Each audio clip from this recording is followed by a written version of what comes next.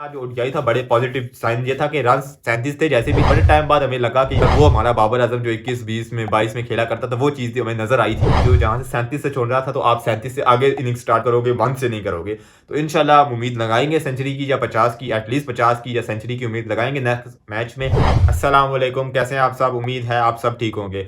Australia के one of the finest captain को या ग्रेटेस्ट कैप्टन को, ये एक अलग डिबेट निकल जाती है, इस डिबेट में नहीं आता। लेकिन ऑस्ट्रेलिया के कप्तान, वर्ल्ड कप विनर कप्तान रिकी पोंटिंग ने बाबर आजम के मुतालिक बात की है, बाबर आजम के कमबैक के मुतालिक बात की है कि बाबर आजम को थोड़े से टाइम के लिए रेस्ट चाहिए। अपना जो किट बैग है उसको पैक करें और थोड़े टाइम के लिए घर में रेस्ट करें और कुछ और क्रिकेट के अलावा कुछ और चीज़ों की तरफ सोचें। अपना माइंड जो है ना फ्रेश करें, अपना माइंड फ्रेश करके दोबारा क्रिकेट में रिटर्न आए, माइंड फ्रेश करें और चिल करें थोड़ा सा। अपनी गेम को 2 मिनट के लिए साइड पे रखें और माइंड को फ्रेश करें और क्रिकेट में वापस आए। इससे पहले आकिब जावेद ने, जो लाहौर कलंदर के और हमारे भी सिलेक्शन कमेटी में हैं, उन्होंने भी बाबर आजम के मतलब बात की थी कि बाबर ने कप्तानी पहले गई, उस पर सोचा, जिस तरह हटाया गया, लीक किया गया फलाना, फिर ली दोबारा, उस पर सोचते रहे, फिर हटा दिया। तो मतलब बाबर आजम बहुत सी चीज़ों में इन्वॉल्व रहे मेंटली तौर पे। मतलब डिस्टर्ब होता है बंदा, जितनी चीज़ें बाबर आजम के साथ चली हैं,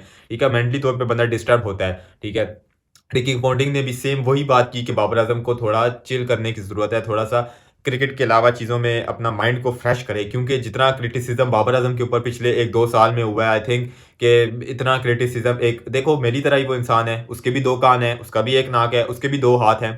तो आपकी तरह और मेरी तरह वो भी इंसान है, तो उसको भी शायद वो थोड़ा सा ये कह सकते हो कि क्रिकेटर है, थोड़ा हाई लेवल पे उसको चीज़ें ज़्यादा बर्दाश्त करनी चाहिए। लेकिन है तो आपकी तरह और मेरी तरह इंसान ही ना, तो उसको भी चीज़ें इफेक्ट करती हैं और बैक ऑफ द माइंड बंदे के माइंड सेट में चलता है। क्योंकि आपने बाबर आजम को देखा कि अच्छी वाली टेस्ट क्रिकेट में 50-60 बॉलें खेल लेता है और उसके बाद एक स्ट्रेटर मन पे आउट हो जाता है। तो एकदम उसका माइंड जो है ना खेलते खेलते स्टक हो जाता है, एकदम आंखों के सामने अंधेरा उसके आ जाता है। अच्छी वाली बॉल्स खेल रहा होता है, अच्छी वाली स्ट्रेटर मन उसे कल जाम्पा की रीड नहीं हुई तो अच्छा भला खेल रहा होता है, एकदम अंधेरा सा आ जाता है उसकी। और समझ नहीं, मतलब मुश्किल तरीन बॉलें खेल लेता है, जैसे स्टार कमिंस को खेल लिया, मुश्किल तरीन बॉल्स खेल ली उसके साथ। आते साथ इमेजिन करो ऑस्ट्रेलियन पिचेज में उसने आते साथ स्टार को ड्राइव मारा है, कवर ड्राइव मारा है। इमेजिन करो, इतना आसान नहीं है ऑस्ट्रेलिया के अंदर कवर ड्राइव मारना स्टार को। वो कवर पे बॉल दे और आप कवर ड्राइव मारो और पीछे 2 स्लिपें खड़ी हुई। अच्छे अच्छों की जो है ना पैंट गीली ऐसे ही हो जाती है जब देखते हैं 2 स्लिपें लग गई हैं। तो वो आते साथ जो कवर ड्राइव मारा तो कॉन्फिडेंस है, लेकिन आते साथ एकदम मारता है, उसके बाद एकदम अंधेरा हो जाता है। तो बाबर आजम के बैक ऑफ द माइंड बहुत चीज़ें चल रही हैं। तो बाबर आजम के रन्स की आपको ज़रूरत है, ये आप इस चीज़ से डिनाई नहीं कर सकते कि वो आपका बेस्ट बैटर है और उसके रन्स की आपको ज़रूरत है। देखिए, जो आपने पहला ओडीआई जीता जिसमें से 60-70 रन या 30-40 रन भी आप कर लें, 30-40 भी कर लें, ठीक है, तो 30-40 रन अगर ज़्यादा होते तो आप वो मैच बआसानी जीत जाते। तो वो 30-40 रन किसकी तरफ से होने थे? वो आप एक्सपेक्ट करोगे ना कि आपका बेस्ट बैटर बाबर रन करेगा।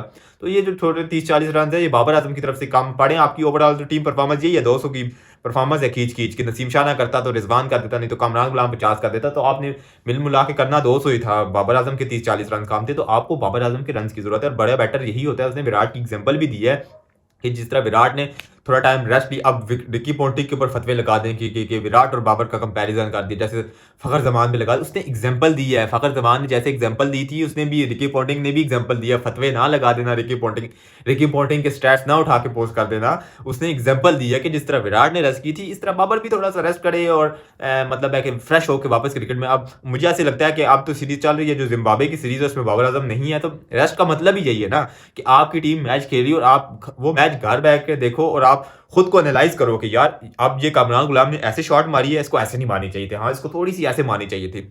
या कामरान गुलाम ने अब यहां से ऐसी बाउंड्री मारी है, यार ये तो बड़ी क्लासिकल है, ऐसे मैं मारता हूं तो मेरी एज हो जाती है, इसने कैसे मांगी। फिर आपको यार मैं इसका रीप्ले देखता हूँ, अच्छा कितनी खूबसूरत। तो ये चीज है कि बैठ के घर में देखे और पूरे मैच को एनालाइज करे, अपने आप को एक कटहरे में खड़ा करे कि यार मैंने ऐसे मारी थी, मैं तो आउट हो गया था, लेकिन इरफान खान न्याजी ने तो यहाँ बड़ी खूबसूरत शॉट मार दी, ये कैसे मारी। तो अपने आप को बैठ के एनालाइज करे, थोड़ा टाइम घर बैठ के बाहर बैठ के एनालाइज करे और अपनी इंप्रूवमेंट करे, अपनी गेम ऐसे ही इंप्रूव होगी। नहीं तो बैट भी वही है, बल्ला भी वही है, ऑस्ट्रेलिया का एमसीजी ग्राउंड भी वही है, पाकिस्तान की पिचेस भी वही है, सब कुछ वही है, स्टार्क वही है, कमिंस वही है, जैम्पा वही है जिसको छक्के मारता था, वही जैम्पा अभी भी है। तो कोई भी चीज नहीं है, क्रिकेट भी वही है, सब कुछ वही है। लेकिन बाबर आजम की वो मेंटली स्टेबल नहीं है ना, तो हर चीज तो वही है जो पहले थी, लेकिन मसला वो मेंटली का है। तो आई थिंक कि उसको थोड़ा सा ना रेस्ट अब जिम्बाब्वे की सीरीज मिल गई है, तो बाबर आजम को जिम्बाब्वे की सीरीज में थोड़ा आउटिंग शॉटिंग करो थोड़ा घूमो फिरो, नारायण कगान की तरफ जाओ, थोड़ा सवात की तरफ जाओ, कलाम की तरफ जाओ, या थोड़ा कश्मीर की तरफ चक्कर लगाओ, थोड़ा घूमो फिरो, एंजॉय करो और थोड़ा सा मेंटली स्टेबल हो। ये जिम्बाब्वे की सीरीज आपके पास रेस्ट है, उसके बाद साउथ अफ्रीका का टूर आना है,